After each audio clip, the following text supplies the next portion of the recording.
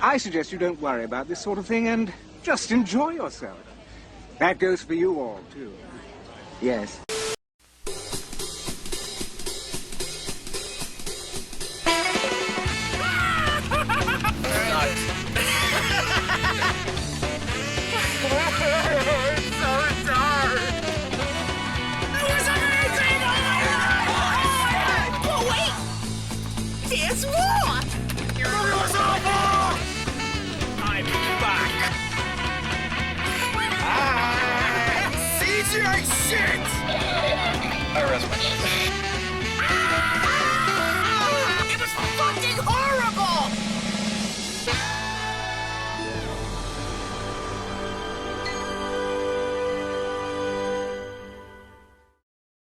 Hey guys, what's up? It's BigJackFilms here, and welcome back to an opening night. I've been holding off doing more of these for a while, only because of just my schedule and everything, and finding time to do it has been very difficult, but, for one thing I will say, welcome back to the cinemas. Toronto basically had finally opened up their cinemas, their cineplexes and famous players and all that, which is fantastic. And I figured the best way to go back to the cinemas was Space Jam 2: A New Legacy. 2 years waiting for cinemas to come back. The last movie I saw was The Rise of Skywalker. It's been that long. And I had a fun time at Rise of Skywalker, you know, when it came out. I've seen reviews of it ever since. I've caught it a few times, and it's okay. But this is about Space Jam 2. The sequel nobody asked for. So it's kind of funny with my history with the first one. I'll just go through it a bit quickly, but before I do want to give a big thank you to the people running Cineplex at the, around here in Toronto, the Cineplex here. The one I went to, surprisingly, my first day, it was actually kind of weird going back to the movies in a way. I mean, there's obviously some rules in place, wearing masks and social distancing, so they can only have the auditoriums about half full. But that's okay, I understand all the conditions. But I do want to give a big thank you to the people running to the Cineplex that I was at, because first day going in, went to get my tickets. I went and saw it with Josh and one other person. I got 3 tickets. I went in just 3 tickets for Space Jam. And I bumped into, surprisingly, an employee of the cinema who was a fan of mine. And he was like, dude, you're BigJackFilms? I'm like, yeah. And he's like, dude, I watch your shit all the time. I'm like, oh, dude, thank you. So he wanted a selfie and everything. So, bless that guy so much. I was surprised, like, I had fans, like, locally. Normally they're around in the States and everything. So a big thank you to that fan. I apologize if I've forgotten your name, man, but did take a selfie with me. Really loved it. Really appreciated it. That was fantastic. So, big thank you to the people running it. They were very nice. It's funny, the first day going in, did that, got poutine and a soda drink, sat in my seat, and I spilled my drink. And I had to go all the way back and said, hey, I had a problem, spilled, and they said, no problem, they gave me an instant refill. So the people running Cineplex, they're amazing, they're fantastic. Whatever they've got set up for welcoming everybody back was amazing. But anyway, so that was just my experience with going back to the cinema. The screening was great. Me and my buddies who were watching it, we were riffing the whole movie. That's just common for us to do. But anyway, my opinion on the first one, which funny enough, today I did watch it prior to the first movie, which funny enough, I watched a copy that was taped off TNT back in the day in '99, the television premiere, and had a bunch of commercials and behind the scenes stuff, and it was kind of interesting. So my experience with the first one, it was a big part of my childhood. I was born in 1992. I did see it in 1996 in the cinema. I was a wee boy at the time. I remember the commercials. I remember all that. And it's kind of weird watching it, like the sequel, 25 years later in my hometown that I grew up with as a child. So lately with everything reopening up, I feel like I've been transported back in time. I feel like I've gone back to 1996, nothing's really changed. There's my childhood McDonald's, they have Space Jam shit there, the movie's out. I'm like, Doc, did I travel back to 1996? What the fuck? Is my bike powered by a flux capacitor? What's going on? So the first one was a big part of my childhood, and watching it again prior to this review, it's still a fun time capsule, as a lot of people have said. It's a time capsule of that time period, and it's still good. It's still, you know, what I grew up with, which is fantastic. And if you guys want to see my full opinion on the film, I did do a BigJackFilms review of it for its 25th anniversary about 5 years ago. You can find it on my YouTube channel. I think it was from season 2, I believe? Yeah, season 2 of the show. So go check it out there. But I do like the first one. I think Michael Jordan and Bugs Bunny are a great duo. I think it's a well-made movie. I mean, it's coming off right after the heels of Who Framed Roger Rabbit, and along with later on Looney Tunes Back in Action, which I'll talk about in a sec.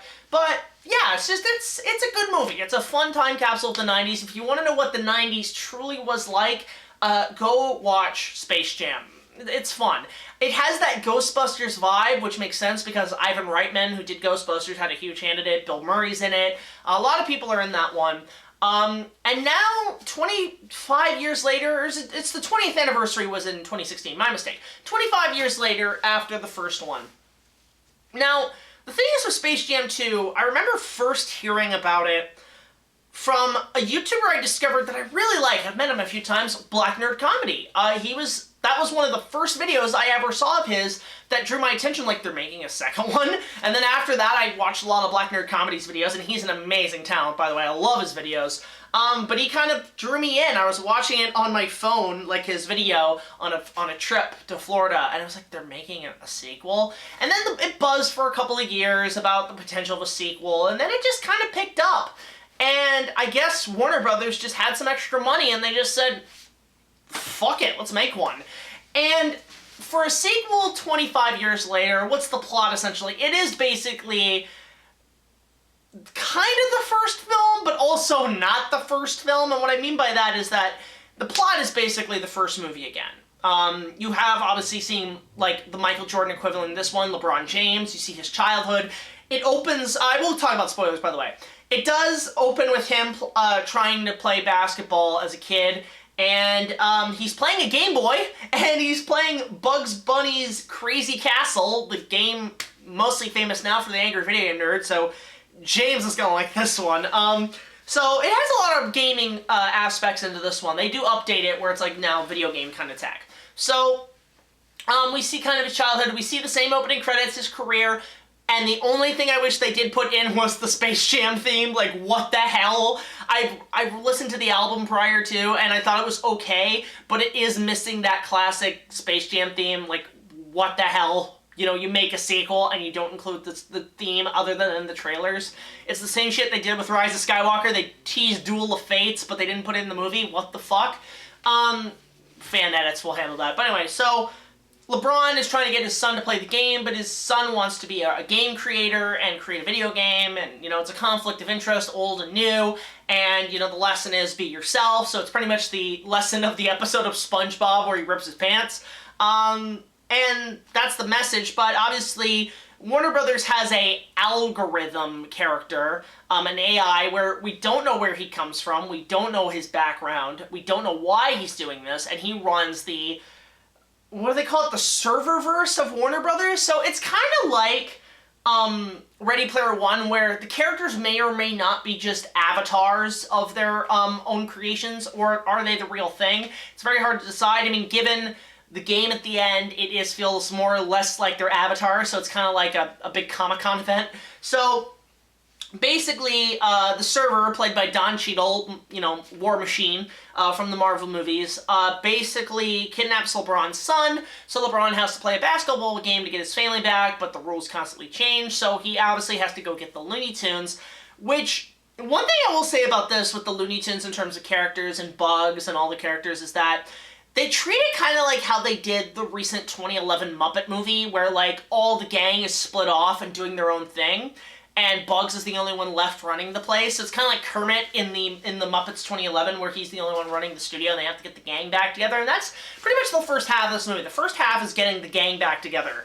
And the first half is fantastic. Me and my friends were having such a hoot and a holler, because you see all the Looney Tunes characters in different universes, in different Warner Brothers properties. You have Bugs Bunny's the only one who stays in Toontown, which, by the way, I don't know if this whole series, like Space Jam 1, New Legacy, and Looney Tunes Back in Action, if they're all part of the same continuity as something like Who Framed Roger Rabbit, where it's like live action and animation interact, although this could also, by the end, act kind of like a prequel to Looney Tunes Back in Action. Where's that sequel? Where's Brendan Fraser?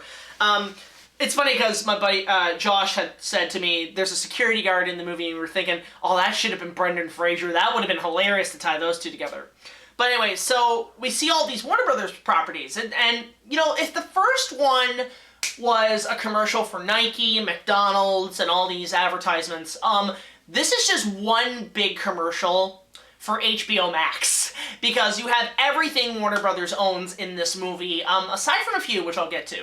So, obviously there's a lot of Easter eggs to all their properties, total amount of DC stuff. I'm talking Batman 89, Batman the Animated Series, the entire DCAU. We get to go to see the DC Animated Universe, the Bruce Timm stuff. We hear the 60s Batman theme is in this. There's some 60s Batman, Adam West and Burt Ward and Burgess Meredith and Cesar Romero and Julie Newmar, all those characters, they're all there. And it's great. And I think what I love about the Batman stuff especially, because look, anything Batman with DC, I'll go see. What I love about the Batman stuff is that they play a lot of Danny Elfman's music from the first one that he did, and I feel like it's a test to see if the Flash movie comes out, that with the stuff with Michael Keaton coming back as Batman, which I'm so hyped for, is gonna work, and the Danny Elfman music's gonna get people's attention and reactions with this movie, and it worked. Like, bring back Danny Elfman to do the score for The Flash. But anyway, so a lot of that happens. They play the 60s Batman theme, so they go to the DC world. LeBron ends up being Robin, which is hilarious, which, hey, it's a nod to Marlon Wayans when he was supposed to be Dick Grayson in Tim Burton's third Batman, which I do want to read the comics, by the way. And speaking of comics, Lola Bunny, who's in the Wonder Woman universe, I'm wondering, they make it look like a comic book panel, and I'm thinking, is there going to be a comic tie-in with DC?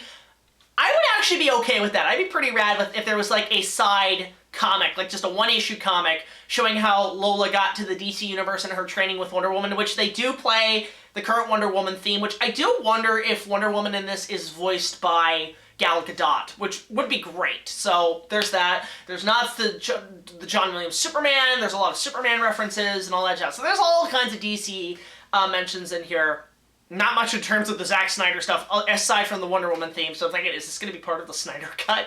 But I digress. So that happens. We have one of the funniest bits is Wile E. Coyote and Roadrunner in Mad Max, which is amazing. You have Granny and Speedy Gonzalez in The Matrix. You have one part that caught me off guard. I'm like, oh my god.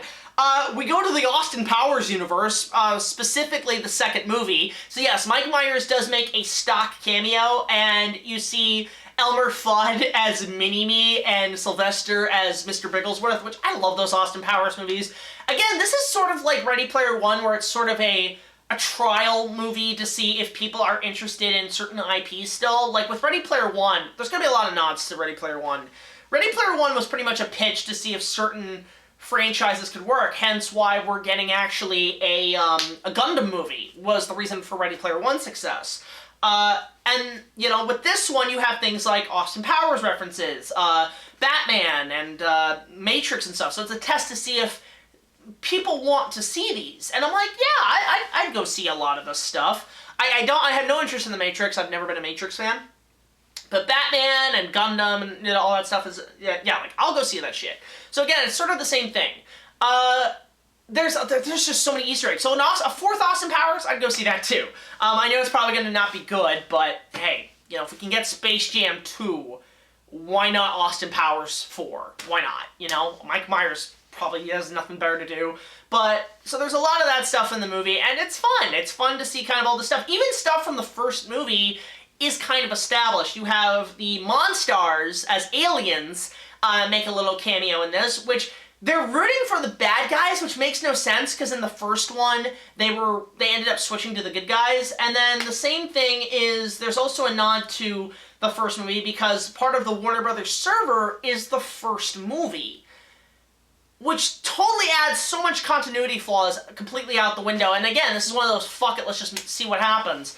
And it's very much, this is a very self-aware, contained universe. Like, they know they're doing all this shit. So, obviously the first movie is sort of canon legend. Now, So they go to all these universes, they bring the gang back together. And again, it's very much like the Muppets 2011 where, you know, Kermit was kind of the established kind of depressed guy. Bugs Bunny gets surprisingly a lot of character development in this movie. And you see kind of his progression, and a lot of stuff happens with them, and you see him kind of realizing how the gang, he's missed the gang and everything. One other Easter egg I loved. I was so surprised of the Casablanca references. Now, Casablanca's a classic. If you haven't seen it, check it out. Humphrey Bogart, great movie, but it was my grandmother's favorite movie, so that was cool to see some Casablanca references. In fact, there was a Looney Tunes cartoon in the 90s called Carrot Blanca, which is one of my favorite cartoons that they've done. So that was a reference there too. So there's so much stuff going on in this movie, and there's so many Easter eggs. I'm talking things like, obviously a lot of DC stuff. There's like 3 or 4 Jokers, Romero, Joaquin, Jack Nicholson, they're all there. No Heath, unfortunately, and no Jared Leto. There's no Snyder stuff really much in here outside of Wonder Woman. Adam West, Batman, Burt Ward's there. Even Arnold as Mr. Freeze. Like, it's not Arnold, but, like, they add the Schumacher stuff. They add the Penguin. They have the Danny DeVito and the Burgess Meredith. You have so many Easter eggs in this movie. There's even a lot of Game of Thrones references in this. You have Foghorn Leghorns in Westeros for some reason, riding Drogon, which... Is this canon to Game of Thrones? Is this after the 8th season? There's also one other cameo I was very surprised by. Rick and Morty are in this movie. I swear, I'm not smoking anything. Rick and Morty are in Space Jam 2 in a small cameo, and it's great. Now, here's the thing with all of this stuff. You have Speedy Gonzales, who's kind of a stereotype. You have Rick and Morty, not a kid's cartoon, and you have Game of Thrones, which is not a kid's thing, and you have the 3 Droogs in the background from Stanley Kubrick's Clockwork Orange. Yet Pepe Le Pew is totally not okay. What the fuck? That makes no sense. Oh, man. It's crazy. So, and speaking of which, there are a lot of pop cultural references that are a little outdated. They do a dab reference. They have, they do a cancel culture joke. There's a couple of references here and there. You're just like, okay, this is going to be much like the first one, product of its time. On top of that, one thing I noticed is that in LeBron's son's room is, why does every kid who has all this futuristic technology always has a Robo-Sapien in the background? Look, Robo-Sapien and Robo-Raptor, if you guys remember those toys, was like 20 fucking years ago. Nobody gives a shit about those anymore. They're cool toys, but they're kind of outdated tech. So I don't know why every kid needs a Robo-Sapien. If they're public domain, well, that's a loss of that toy company. Anyway, so we have the game, which happens, and you have, obviously, our new Monstars, which are the Goon Squad, which are like, sort of like the Sinister Six, in a way, where it's kind of like, they have all these animalistic powers. It reminds me of the Mega Hyper Heroes from that episode of Rugrats, where they have different animal and creature stuff, which is kind of cool. So, they have the game. It's pretty much like the first one. Unfortunately, utter disappointment. No Bill Murray, no Wayne Knight, and no Michael Jordan. Now, Don Cheadle did say that Michael Jordan would be in this movie, but he did what I call a word lie. Michael Jordan is in the movie. Michael B. Jordan.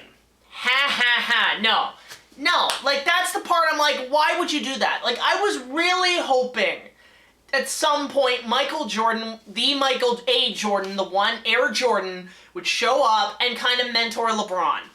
Now, I don't know if it's in his contract that Michael is retired. I don't know if he was cost too much money, but why the fuck didn't they bring him back, at least as a mentor role or something? I think that would have added so much more to the movie, but I guess because it's called A New Legacy, it's kind of trying to reboot it in a way, which, by the way, Warner Brothers, I don't give a shit, make Space Jam 3, complete the trilogy, I don't care, make it. So there's a lot of stuff in there, obviously a bit disappointing on my end. The soundtrack's a bit disappointing, and so is the lack of, not much in terms of the first movie being mentioned. Now, one thing I do want to discuss, and I'm going to discuss it very briefly because I did bring it up somewhat in my original review of the first one. I need to talk about the Lola Bunny shit. So a lot of people got pissy on Twitter because, of course, they do about the Lola Bunny stuff. I'll admit, as a kid, I thought she was a cool character. But if you're wondering if I think, oh, did they PC her? Did they under-sexualize her? I'm like, well, first of all, I don't give a shit about that. But second of all, surprisingly enough, nothing's changed with this character. In fact, I think they even still tried to sexualize her in this movie, because not only do they keep her almost to the same design, I think the design's pretty consistent with the first one, but there's a lot of shots in this and certain bits with her which you're like, you're still doing this. So people who complained, there's nothing to complain about. It's the same goddamn thing.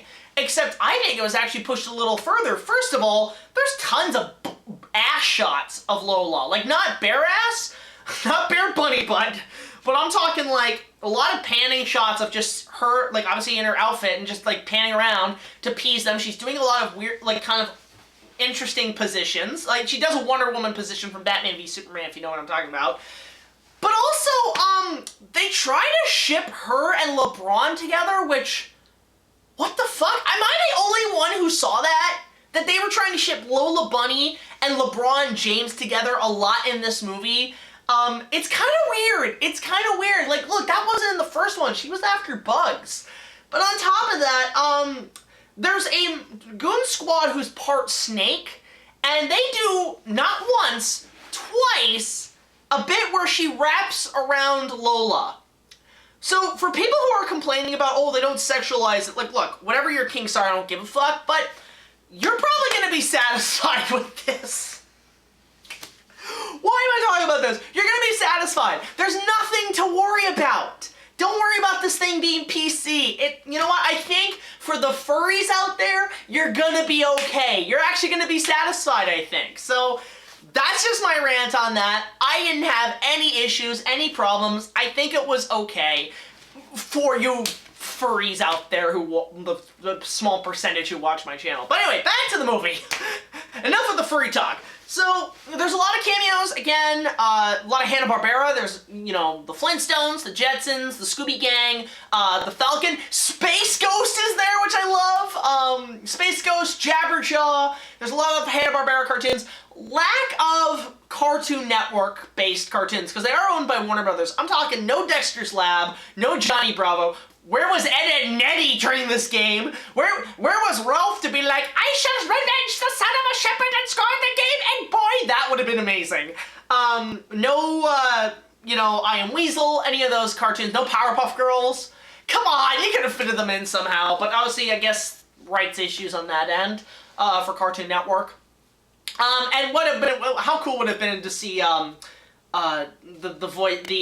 host of Toonami. Hell, fuck, why didn't they include any anime characters? The third one, you better have anime characters. Warner Brothers, you have a few IPs in anime. You've got Sailor Moon and you've got Inuyasha. If they don't show up in Space Jam 3 as part of the Toon Squad, I'm gonna be pissed. I want the Scouts in the game. Make that happen, goddammit.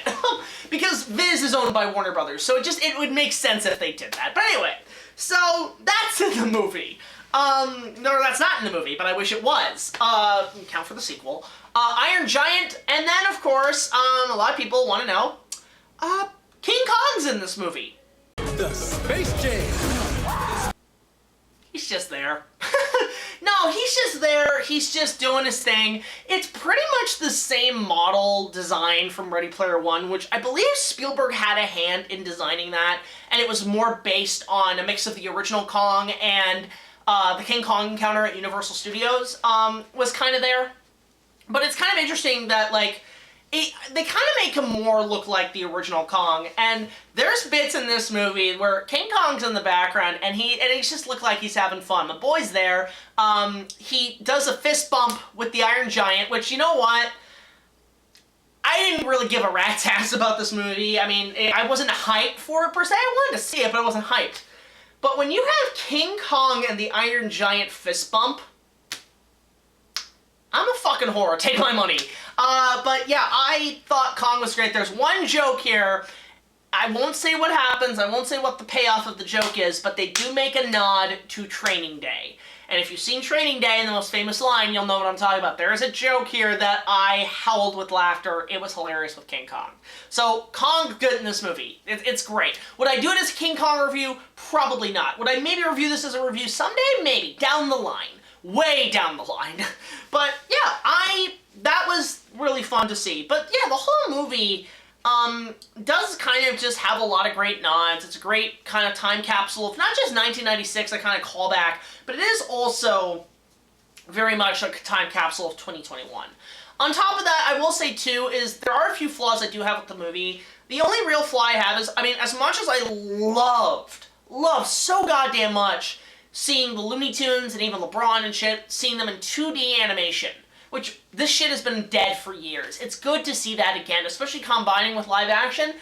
It's fantastic, and it still looks good, but it feels very Adobe Flash, because like nowadays when you do even 2D animation style, it's all in the computer, and if you're doing hand-drawn in the computer, that's fine, but I didn't get that much with this animation. You know what, I see why with new animated stuff that they're putting out. I mean, Mary Poppins Returns, Space Jam, A New Legacy and stuff, you can tell that the animators who are doing it are very rusty. They haven't been working for a long time, and in that sense, you can tell that they've lost a bit of their touch. I think, much like the Toon Squad, they need training. They need retraining. We need new 2D animators out there. I think we need to bring that back. Like, I've missed 2D animation. I think that's what also made this one a little bit better than the second one, in a way, in terms of the humor. This movie's really funny. Like, I was laughing a few times in this film, which is surprising. Like, I laughed at the first one, ironically, but this one actually had a few good gags, especially with the Looney Tunes, and it shows Looney Tunes only work as 2D cartoons, and in that sense, it's cool to see those on the big screen. I miss seeing those kind of cartoons, so can we bring this back, please? I just really enjoyed that. So it's a little bit of a flaw that the animation needed some tweaking, but it's still good. It's still 2D. I'm actually very appreciative of it, although LeBron's design, he looked less like a Looney Tunes, and as most people, he looks like something out of Bebe's Kids, which I like Bebe's Kids. I do like that movie. So yeah, there's not really much in terms of flaws. I mean, other than not much nods to the first one, not characters from the first one coming back. And it ends sort of like a prequel to Back in Action, because at the end, Bugs Bunny ends up in the real world. They all end up in the real world, the Looney Tunes. So I'm like, so this is basically a prequel to Back in Action. Again, it would have been so cool if Brendan Fraser was the security guard. That guy's making a comeback, how did you not put him in? But yeah, the movie's good, and as a return to cinema for the families, it's fantastic. It's really good. I had a blast with this one. I had a lot of fun. It took me back to my childhood, and you know, it's a good time. So I would say check it out in the cinemas if you can. It's a good time with the family. If you don't want to go back to the cinemas, if you're not comfortable yet, go check it out at HBO Max. It's surprisingly, it's an ad. This whole movie's an ad for it. But yeah, I'd give it a good 7 out of 10. I mean, I can't remember what I rated the first one, but it's definitely not the first one, both as in terms of, you know, a classic, but it's also not the first one because it's much bigger scale. And yeah, 7 out of 10, I had a fun time with this one, and hell, you know what, fuck it, I'm down for round 3 in the game. Make Space Jam 3, Warner Brothers. You have my permission. You have my permission to do it. Surprisingly, there's no Nolan Batman stuff in this. I'm surprised that DC hasn't been doing more with the Nolan stuff. You know, I guess he holds a huge license. You can't pay him much. But anyway, so yeah, go check out Space Jam 2: A New Legacy. It's a good time. I kind of just had a craving for a Big Mac afterwards, but I had an overall good time. 7 out of 10. Go see it. So again, thank you all so much for watching this. Thank you to the people running the Cineplex Theater. Thank you to the fan who recognized me there. And yeah, thank you to all our Patreons. Again, guys, if you want to support the channel, just $1 will get you access to all of our content as well as other special features, and we really appreciate it. So we're going to try to get more of these opening nights out. I do have a much-needed request that I've been holding off for a while because I can't find a copy of this movie, and that is The Notebook. I have to review that at some point, but we are going to start bringing these back opening nights, because now that the cinemas are back, we do want to try to go in the movies more, and we do want to try to watch more films. We've been kind of out of it because of scheduling, but we're coming back with it. So let me know your thoughts on Space Jam 2: A New Legacy in the comment section below, and until the next video, like, comment, subscribe. I'll see you guys later. This is BigJackFilms signing off, saying Space Jam 3 needs anime characters and it needs all these characters in the background having this giant final battle. Just make them fight. Let them fight. And P.S. One more thing before I sign off. Godzilla is not in this movie, unfortunately. And the reason for it is because I think Warner Brothers and Toho's contract expired by that point. So that's why you are not seeing Godzilla in this movie. Bit of a disappointment, but 7 out of 10. Go check it out. I'll see you guys later. Take it easy.